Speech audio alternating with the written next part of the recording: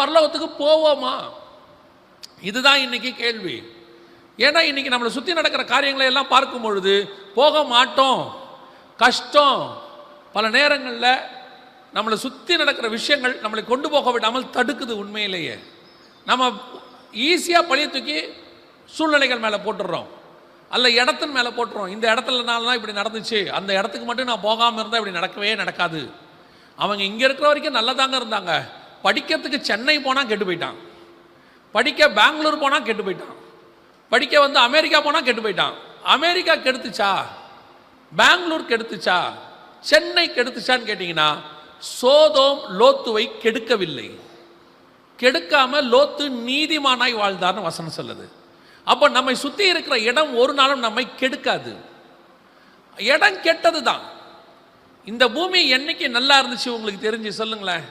எந்த காலத்துலையும் இந்த பூமி நல்லாவே இல்லை. எப்போ நல்லா இருந்துச்சு தெரியுமா? ஆதியாகமம் முதல் 2 அதிகாரத்தில் நல்லா இருந்துச்சு, 3ஆம் அதிகாரத்தில் தொலைஞ்சிச்சு. அதோட பூமி எப்போ நல்லா ஆகும் தெரியுமா? வெளிப்படுத்தல் கடைசி 2 அதிகாரத்தில் நல்லா ஆகும். இந்த 66 புக்கில் முதல் 2 அதிகாரத்தில் பூமி நல்லா இருக்கு, கடைசி 2 அதிகாரத்தில் பூமி நல்லா இருக்கு. இடைப்பட்ட 66 புக்கிலையும் பூமி கெட்டதாக தான் இருக்கு. எப்போ பூமி நல்லா இருந்துச்சு? உடனே நம்ம என்ன சொல்லிடுவோம், எங்கள் அப்பா அம்மா காலம் பரவாயில்லைங்க, இப்போதான் ரொம்ப மோசம். நம்ம அப்பா அம்மாவை கேட்டு பாருங்க, எங்கள் காலம் ரொம்ப மோசம், எங்கள் அப்பா அம்மா தாத்தா காலத்திலாம் அப்படி இல்லையாமாம்பாங்க. எல்லார் காலத்துலேயும் மோசம் இருக்குது. நோவா காலத்தில் இருக்குது, லோத்து காலத்தில் இருக்குது, எல்லாருடைய காலத்திலும் இருக்குது, இயேசு காலத்தில் இருக்குது, எல்லா காலத்திலையும் இருந்துச்சு. ஆனால் அந்த காலத்துக்கு நடுவே ஒரு கூட்டம் மட்டும் நீதிமானாய் வாழ்ந்துக்கிட்டே இருக்குது. இவன் நோவாவை வசனம் சொல்லுது, நோவாவின் வம்ச வரலாறு. நோவா அன்னைக்கு இருந்தவர்களுக்குள் அவன் நீதிமானாய் இருந்தான்னு வசனம் சொல்லுது. லோத்தை பற்றி வசனம் சொல்லுது, நீதிமானாகிய லோத்துன்னு இருக்கு. அப்போ எல்லா காலத்திலும் எப்பேற்பட்ட சூழ்நிலையிலும் அவைகளுக்கு நடுவில் ஒரு நீதிமானால் வாழ முடியும். நாம நீதிமானா இருக்கிறோமான்றது தான் கேள்வி. இன்னைக்கு பழிய தூக்கி யார் மேலேயாவது போட்டுக்கிட்டே இருக்கிறோம். நம்ம தப்பு பண்ணிட்டு சூழ்நிலையை யார் மேலேயாவது போட்டுறோம். அவங்க தான் காரணம், இவங்க தான் காரணம். யாரும் யாரையும் கெடுக்க முடியாது. நான் கெடுத்துக்கொண்டால் ஒழிய, நான் நினைச்சா, நான் கர்த்தருக்குள் இருந்தால் எந்த சூழ்நிலையிலும் என்னால் உண்மையும் உத்தமமாய் வாழ முடியும், நான் நீதிமானாய் இருக்க முடியும். காரணம் என்ன அப்படின்னா அங்கதான் விஷயமே இருக்குது. இப்போ இவங்க எல்லாம் நீதிமானா இருந்ததுக்கு என்ன காரணம் அப்படின்னு கேட்டீங்கன்னா, இவங்களுக்குள் இருக்கக்கூடியதான கர்த்தருடைய சுபாவம். நோவா ஏன் நீதிமானா இருந்தாரு? அவர் தேவனோடு கூட சஞ்சரித்து கொண்டிருந்தார். ஏன் லோத்து நீதிமானா இருந்தாரு? பேதுருவின் புத்தகத்தில் என்ன வாசிச்சோம், அந்த வசனம் என்ன சொல்லுது? நாள்தோறும் பாதிக்கப்பட்டு நடக்கிற சம்பவங்களை கண்டு கேட்டு அவனுக்கு ஒரு கஷ்டம் வருது. வசனம் என்ன சொல்லுது பாருங்க, நாள்தோறும் அவருடைய அக்கிரம கிரியைகளை கண்டு கேட்டு நீதியுள்ள தன்னுடைய இருதயத்தில் வாதிக்கப்பட்ட. உள்ளுக்குள்ள என்ன இருக்குது? நீதி இருக்குது. இயேசு கிறிஸ்துவின் மூலமாக அந்த நீதி மனசுக்குள்ள இருக்கு. அது இருந்துச்சுன்னா நம்மளை சுற்றி இருக்கிற எதையும் நாம ஜெயிக்க முடியும். இயேசு சொல்றாரு, பரலோக ராஜ்யம் புளித்த மாவுக்கு ஒப்பா இருக்கிறது. புளித்த மாவுனா என்ன? பொதுவா பைபிளில் புளித்த மாவுனா நெகட்டிவ் பேரபிள், ஒரு தப்பான விஷயத்தை தான் ஆண்டவர் புளித்த மாவுன்னு சொல்லுவார். உதாரணமாக பரிசேயர் சதுசேயரை குறித்து எச்சரிக்கையாக இருங்கள். பரிசேயர் சதுசேயர் என்கிற புளித்த மாவை குறித்து எச்சரிக்கையாக இருங்கள். அதோட அர்த்தம் என்னன்னா கள்ள உபதேசம்னு அர்த்தம். அவங்களுடைய கள்ள உபதேசத்தை குறித்து எச்சரிக்கை. அதோட அர்த்தம் என்ன? கள்ள உபதேசம் கொஞ்சம் சபைக்குள்ள வந்துருச்சுனாலே போதும், அது முழு சபையும் கெடுத்துரும். கொஞ்சம் புளித்த மாவு மற்ற எல்லா மாவையும் மாற்றிடும். அதே மாதிரி ஒரு கள்ள உபதேசம் கொஞ்சம் சபைக்குள்ள வந்து நம்ம விட்டுட்டோம்னா அது மொத்த சபையும் என்ன செஞ்சிடும்? கள்ள உபதேசமா மாத்திரும். எச்சரிக்கையா இருங்கன்றார். அதே தேவன் இன்னொரு இடத்துல சொல்லும் போது சொல்றாரு, பரலோக ராஜ்யம் புளித்த மாவுக்கு ஒப்பா இருக்கிறது. பரலோக ராஜ்யம் ஏன் புளித்த மாவுக்கு கம்பேர் பண்றாருன்னு கேட்டீங்கன்னா, பரலோக ராஜ்யம்னா அத்தாரிட்டி, அதிகாரம். பரலோகத்துக்கு ஒரு அதிகாரம் இருக்கு. அந்த ராஜ்யத்தினுடைய அதிகாரம் எங்க இருக்குது?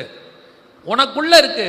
இதுக்கு ஒரு வல்லமை உண்டு. இது எப்படிப்பட்டதுன்னா, அந்த அதிகாரத்தில் கொஞ்சம் உங்ககிட்ட இருந்தா போதும், நீ உன்னை சுத்தி இருக்கிற எல்லாரையும் அந்த அதிகாரத்துக்குள்ளே கொண்டு வந்துடலாம். உங்களால எல்லாத்தையும் ஜெயிக்க முடியும்னு அர்த்தம்.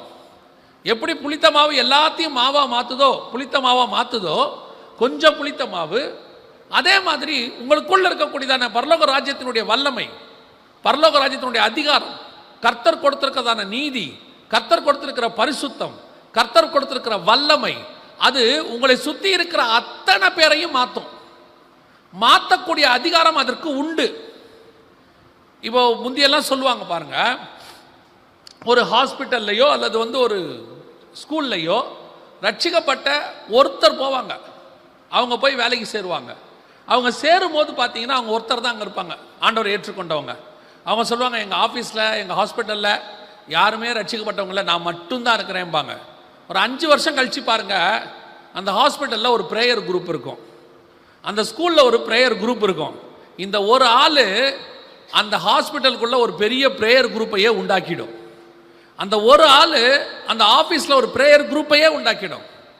ஒரு 12 பேர் ஒரு உலகத்தையே மாற்றிடுவான். ஒரு தோமா இந்தியா முழுக்க சுவிசேஷம் கொண்டாந்துருவார். அந்த கொஞ்சம் புளித்தமாவும் அந்த அதிகாரம் தான் உன் கையிலையும் என் கையிலையும் இருக்குதாமா. அதுதான் அவனுக்குள்ள இருந்துச்சு, நீதிமானாகிய லோத். இன்னைக்கு நமக்குள்ள அந்த வல்லமையை கர்த்தர் கொடுத்து வச்சிருக்கிறார். இன்னைக்கு ஏன் நாம பழிய தூக்கி எல்லார் மேலேயும் போட்டுக்கிட்டு இருக்கிறோம்? அவங்க கெடுத்துட்டாங்க, அவங்க மாத்திட்டாங்க, இவங்க பண்றாங்க, அவங்களால தான் நான் இப்படி இருக்கிறேன், இவங்களால தான் இப்படி மாறிட்டேன் அப்படின்னா யாராலையும் யாரும் மாற்ற முடியாது. எல்லா காலத்திலையும் நன்மை தீமை அறியத்தக்க கனி முன்னாடி தான் இருக்கும். அதை நீ சாப்பிடாம எஸ்கேப் ஆகி ஓடுறேங்கிறது தான் நம்ம கையில் இருக்கிறது. பழம் என் வாயில உக்காந்துச்சு இல்லை, நான் போய் பழம் சாப்பிட்டேன், அவ்வளோதான் விஷயம். ஒரு நாளும் பழம் தானா வாயில என்ன செய்யாது, விழாது. அன்லெஸ் நீங்கள் மரத்தடியில் வாயை பழந்துட்டு தூங்கினா ஏதாவது பழம் வாய்க்குள்ள விழும், அவ்வளோதான்.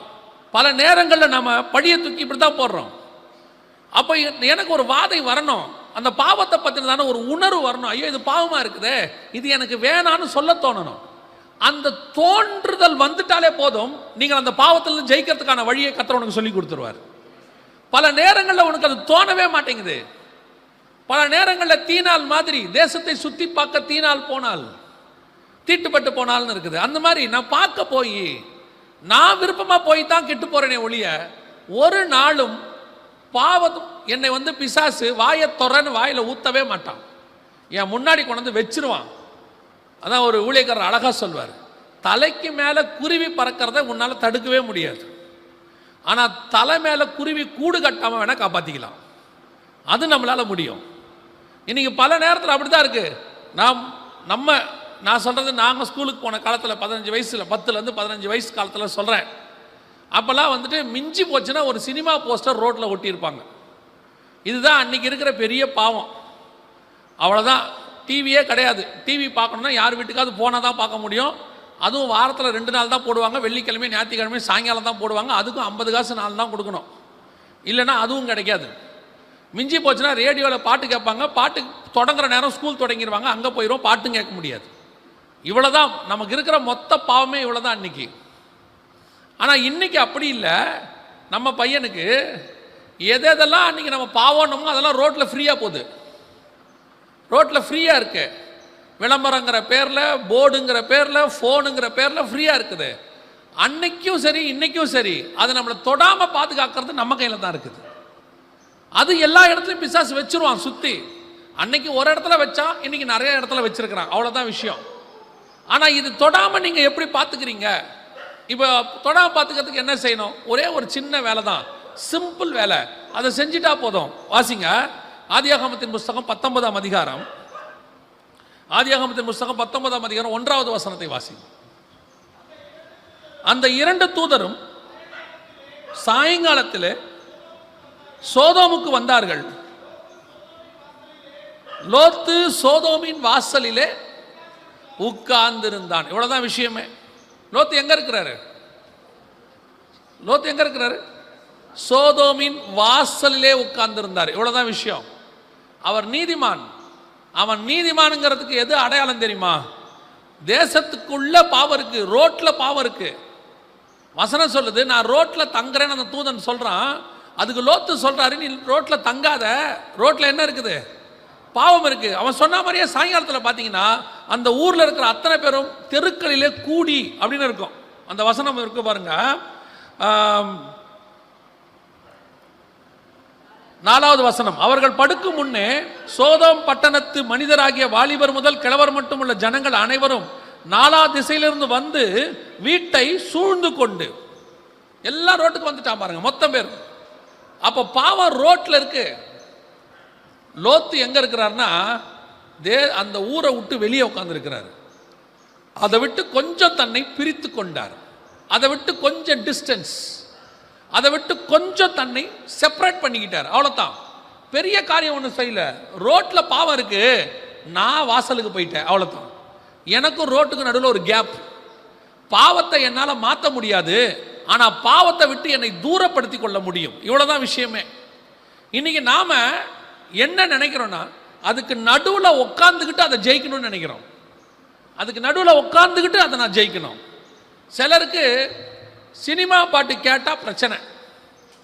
கொஞ்சம் பேருக்கு இருக்கு, 1-2 சினிமா பாட்டை கேட்ட உடனே அவங்களுக்கு பழையவைகள் எல்லாம் மீண்டும் ஞாபகத்துக்கு வந்துடும். அதில் சொல்லுவாங்க, எவ்வளோ அழகான பாட்டு பாருங்க இல்லையா. அதுக்கு ஒரு காரணம் வேற சொல்லுவோம். என்ன சொல்ல தெரியுமா, நம்ம பாட்டெல்லாம் கேட்கறதில்ல, 1-2 பாட்டு மட்டும் அந்த காலத்துலேருந்து நம்ம காதில் என்ன செய்யுது. ஆமாம், நான் சொல்லுவேன், அந்த பாட்டு கேட்கும் போது வருகை வந்துச்சு, முடிஞ்சு.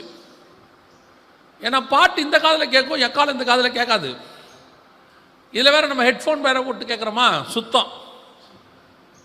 சில நேரத்தில் நம்ம சொல்கிறோம், அந்த பாட்டு கேட்குது, அந்த பாட்டு என்ன மயக்குதுன்னு எனக்கு தெரியுது, ஆனால் ஏன் என்னால் அந்த பாட்டை ஜெயிக்க முடியல அப்படின்னா, வெரி சிம்பிள், நான் அந்த பாட்டுக்கு நடுவுலையே உட்கார்ந்துருக்கிறேன்.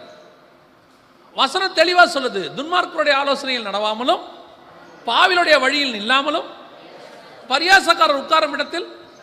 இது எதுவோ நமக்கு தெரிஞ்ச வசனம், என்னமோ ரொம்ப நல்லா படிச்சுட்டோம், ரொம்ப சகஜமாயிருச்சு.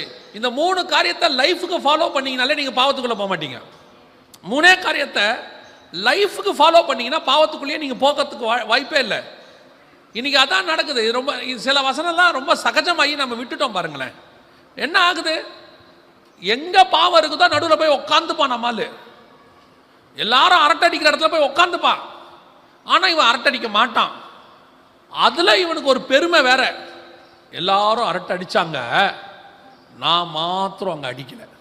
நான் சொல்கிறது கொஞ்சம் டீசென்ட்டு, இதுலேயே கொஞ்சம் டெப்த்தெல்லாம் இருக்கு. எல்லாரும் குடிப்பாங்க, ஃப்ரெண்ட்ஸ் எல்லாம் நம்மளை கூப்பிடுவாங்க, நான் குடிக்கிறதில்ல, நான் வேணா ஒரு கொக்கோ கோலா குடிக்கிறேன். நீ தான் குடிக்கலையே, நீ அங்கே போகிற? இல்லை, ஃப்ரெண்ட்ஸ் எல்லாம் நான் போவாட்டி ஒரு நாள் தப்பாக நினைப்பாங்க. என்ன நினைப்பாங்க? என்ன நினைப்பாங்க? ஒன்றும் நினைக்க மாட்டாங்க. இவன் இப்படி தாண்டா எங்கேயுமே வரமாட்டான், அவனை விட்றாம்பாங்க. உங்களுக்கு அது கஷ்டம், எல்லா இடத்துக்கும் நம்மளை விட்டுட்டு போகிறாங்களே இல்லையா. ஏன்னா அவங்க என்ன பண்ணுவாங்கன்னா, டூருக்கும் போவாங்க. நமக்கு டூருக்கும் போகணும், ஆனால் டாஸ்மாகுக்கு போக முடியாது. இப்போ டாஸ்மாகுக்கு போக மாட்டோம்னா டூருக்கு போக முடியாது. இப்போ நம்மால் யோசிப்பான், டூருக்கும் போகணும், டாஸ்மாகுக்கும் போகணும். ஆனால் டாஸ்மாகுக்கு போய் என்ன செய்யணும்? குடிக்கப்படாது. நம்ம என்ன செய்யணும்? ஒரு கொக்கோ கோலா வாங்கிட்டு அந்த பரிசுத்தவான்களுக்கு, அந்த பாவிகளுக்கு மத்தியில் தான் பரிசுத்தவான் என்பதை நிரூபிக்க வேண்டும். அவர் வெளியே பெருமையாக சாட்சி வேற சொல்வார், எல்லா ஃப்ரெண்ட்ஸும் குடித்தாங்க, நான் மாத்திரம் குடிக்கலை, நான் ஒரு கொக்கோ கோலா மாத்திரம் குடிச்சிட்டு சாட்சியாக எழுச்சி வந்தேன். இப்போ தூரத்துலேருந்து ஒருத்தவங்களை பார்க்குறான்னு வச்சுக்கோங்க, எல்லாரும் உட்காந்துருக்கிறத. இப்போ அவன் என்ன சொல்லுவான்? அங்கே பாருங்க, அத்தனை விரியன் பாம்பு குட்டிக்கு நடுவில் ஒரு தேவாட்டு குட்டி உட்காந்துருக்குது பாருங்க. அப்படியா சொல்ல போகிறான்? என்ன சொல்லுவான்? 10 தருதலை உட்காந்து தண்ணி அடிக்குது பாரும்பா. இப்போ நம்மளை மட்டும் என்ன தனியாக சொல்ல போகிறான்? இல்லை நம்ம மேலே என்ன ஒரு ஒளிவட்டம் தனியாக தெரியுமா? இல்லை மோசையின் முகத்தில் இருக்கிற பிரகாசம் நம்ம மேலே இருக்குமா? ஒன்றும் இருக்காது. உங்கள் கையில் இருக்கிற கொக்கோ கோலா வேற அவன் கலரை விட மோசமான கலராக இருக்கும். அவன் வச்சிருக்கிறது கூட கொஞ்சம் கலர் நல்லா இருக்கும், இந்த கலர் மோசமான கலராக இருக்கும். இதில் போய் உட்காந்துக்கிட்டு அதுக்கு நடுவில் என் நீதியை நிரூபிக்க போகிறேன். அதுக்கு நடுவில் காலேஜில் பசங்கள்லாம் அரட்டை அடிப்பானுங்க, இவனுக்கு அரட்டை அடிக்கிறதையும் கேட்கணும், அதில் அந்த ஜோக்கெல்லாம் கேட்கணும், சிரிக்கணும்னு ஆசையும் இருக்கு. ஆனால் அவன் அடிக்கிற ஜோக்கெல்லாம் மோசமான ஜோக்காக இருக்கும். அங்கே உட்காந்து இவனுக்கு பேசுறதுக்கும் கஷ்டமாக இருக்கும். நம்மகிட்ட சொல்லுவான், காலேஜில் பாருங்க அவர்கள் எல்லாரும் இப்படி இருக்கிறார்கள், அவர்கள் மத்தியில் என்ன வாழ்வது கடினமாக இருக்கு, ரொம்பலாம் நடிக்காத நீ. அப்படியே ஏந்திரிச்சு 10 அடி தள்ளி போய் உட்காந்துக்க, பிரச்சனை சால்வ் ஆயிரும். அவன் என்ன பண்ணுவான்? இவன் பெரிய சாமியார்ரா, இவன் ரொம்ப ஓவராக பண்ணுறான்டா, இனிமேட்டு இவனை சேர்க்காதீங்கன்னாப்பா நல்லது, தனியாக உட்காந்துக்க, உன்னை ஒதுக்குறாங்களா நீ ஒதுங்க. உன்னை ஒதுக்குற காரியம் ஒரு நாள் உன்னை மட்டும் காப்பாற்றும், அதுதான் கர்த்தர் உனக்கு வச்ச பெரிய கிருபை. ஏன் கர்த்தர் ஒதுக்குறாரு? நீ வாசலுக்கு ஏன் வந்துடுற? ஒரு நாள் உள்ளே அழிவு வரும். வாசல்ல இருக்கிற உன்னை மாத்திரம் ஆண்டவர் காப்பாற்ற வல்லமை உள்ளவராக இருக்கிறார். பல நேரத்தில் கர்த்தர் செப்பரேட் பண்ண சொல்லுவார். அந்த செப்பரேஷன் இஸ் வெரி இம்பார்ட்டன்ட். உங்கள் ஆவிக்குரிய வாழ்க்கையில இருக்கட்டும், உங்களுடைய ஊழிய பாதையாக இருக்கட்டும், உங்களை நிறைய பேர் பாவம் செய்கிறவனோட நீ சேரக்கூடாது. சேரக்கூடாதுன்னா அவனை பார்க்கவே கூடாது, பேசவே கூடாது. இல்லை, தேவையான விஷயத்துக்கு போகணும், வந்துடணும், தேவை முடிஞ்ச உடனே வந்துடணும். வந்துட்டு மற்ற நேரத்திலலாம் போய் உட்காந்து அவங்களோட உட்காந்து அரட்டை அடிக்கிறது, எல்லா வேலையும் பண்ணுறது. அப்புறம் அவன் பண்ணுற ஜோக்கில் நம்மளும் ரெண்டு சேர்ந்துக்கிறது. நம்ம அங்கே பேச மாட்டோம், அதை கொண்டு வந்து நம்ம இங்கே பேசுவோம். நான் ஒரு இடத்துக்கு போனேன்னா அவங்க ஒரு ஜோக் சொன்னாங்களா, அப்படி வந்து எங்கே சொல்லிக்கிட்டு இருப்பான்? வீட்டில் சொல்லுவாங்க, சர்ச்சில் சொல்லுவான். பிசாசு பார்த்தான், அவனை விட இவன் தான்டா நம்மால். ஏன்? அவனாவது வெறும் பாவிகள் மத்தியில் பேசினவன், இவன் வெறும் பரிசுத்தவான்கள் மத்தியிலே நம்மளை பற்றி பேசிக்கிட்டு இருக்கிறான். இன்னைக்கு அதுதான் நடக்குது. ஏன் என்னால் ஜெயிக்க முடியல? நீ நடுவில் போய் உக்காந்துக்கிற. கொஞ்சம் உன்னை செப்பரேட் பண்ணு. அந்த செப்பரேட் பண்ணும்போது நீ சில காரியங்களை உலக பிரகாரமாக இழக்கத்தான் நேரிடும். சில மாம்ச சந்தோஷங்களை இழக்க வேண்டி வரும். நீ அதை இழந்து பாருங்க. ஒரு நாள் வரும், கர்த்தர் உங்களை மாத்திரம் உயர்த்துறதை நீங்கள் காண்பீர்கள். எனக்கு நான் காலேஜ் போகும்போது நடந்த சம்பவம் தான். ஆண்டவர் ஏற்றுக்கொண்ட புதுசில் சில காரியங்கள் ஸ்கூலில் காலேஜோடு சேர்ந்து ஒத்து செய்ய முடியாது. அவங்க செய்கிற காரியத்தை நம்ம செய்ய முடியாது. அவங்களுக்கு அது சரி, வேதத்தின்படி எனக்கு அது சரியில்லை. அவங்க எல்லாம் சேர்ந்து காலேஜுக்காக சண்டை போடுவாங்க, என்னால் சண்டை போட முடியாது. அவங்கெல்லாம் ஸ்ட்ரைக் பண்ணுவாங்க, என்னால் பண்ண முடியாது. நான் கொஞ்சம் ஒதுங்கி ஓரமாக நிற்பேன். அப்போ நிற்கும்போது அவர்களுக்கு என் மேலே கோபம் வரும். என் கூட பேசக்கூடாதும்பாங்க, என்னை ஒதுக்குவாங்க. நல்லது, ஒதுக்கினார்கள். அந்த ஒதுக்கின காலம்தான் நான் தேவனோடு கூட சஞ்சரிப்பதற்கு எனக்கு வாய்ப்பாக அமைந்தது. எனக்கு யாருமே இல்லை, கர்த்தர் மட்டும் துணையாக இருந்தார். அதனுடைய விளைவு சோதோமின் வாசல் அவன் போய் உட்காந்த மாதிரி நான் போய் உட்காந்துக்கிட்டேன். ஒரு முட்செடிக்கு கீழே, சூரச்செடிக்கு கீழே. அங்கே தான் உட்காந்து பைபிள் வாசிப்பேன், அங்கே தான் ஜெபம் பண்ணுவேன், அங்கே தான் சாப்பிடுவேன், அங்கே தான் தூங்குவேன். பின்னாட்களில் அங்கே உட்காந்து தான் ஊழியத்துக்கான ப்ராக்டிஸ் பண்ணேன். அந்த காலேஜில் 3 வருஷம் படித்த காலத்தில் இது எல்லாம் நான் பண்ணது அங்கே தான் பண்ணேன். எதுக்கு சொல்கிறேன்? உனக்கு பாவம் தெரியுதா, அங்கே நடக்கிறது தேவனுக்கு விரோதமான காரியம் தெரியுதா, கொஞ்சம் ஒதுங்கி நில்லுங்க. சில நேரத்தில் இந்த சகோதரிமார்கள் போகக்கூடாத இடத்துக்கு போயிடுறது. போகும்போதே ஆண்டவர் சொல்வார், போகாதேம்பார். அங்கே போயிடுறது. அங்கே போன உடனே அவங்கெல்லாம் வேற வட்டத்துக்குள்ளே இருப்பாங்க. இவங்க போய் அங்கே வேற வட்டத்தில் உட்காந்துருப்பாங்க. இவங்க போய் அங்கே போய் உட்காந்து அக்கா தங்கச்சங்க கூட இருக்கும். பேசின உடனே அவங்க பெரிய பரிசுத்த வாட்டி மாதிரி பேசாத, ஆய மூடு, நீயும் எங்கள் கூட தானே இருந்தேன்னு ஒரு 4 வார்த்தை எக்ஸ்ட்ரா பேசினோடனே வீட்டுக்கு அழுதுகிட்டே வர்றது. வந்துக்கிட்டே வந்து இவனையும் நிம்மதியாக வாழ விடுறதில்ல. யார? வீட்டுக்காரர. அவன் சந்தோஷமா இருக்கான்ல, விடப்படாதுல்ல.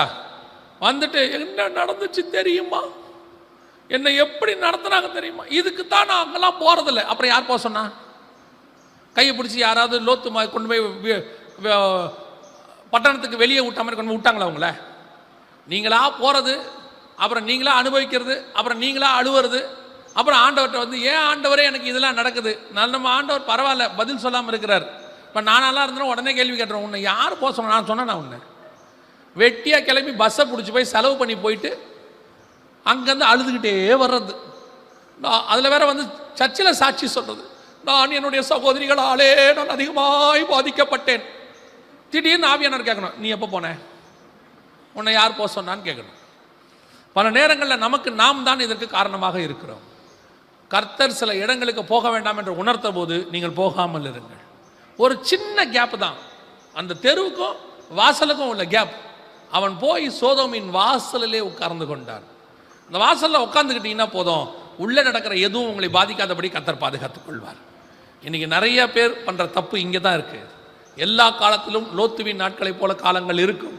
நிறைய இடத்துல பாவங்கள் நடக்கும், அக்கிரமங்கள் நடக்கும். உங்களுக்கு வாதையாக இருக்கும், என்ன செய்யலாம் ஏது செய்யலான்னு. அது நடக்கும்போது உங்களுக்கு தெரிய வேண்டிய மிக முக்கியமான ஒரு விஷயம், நான் இவைகளுக்கு சற்று விலகி கொள்ளுகிறேன்.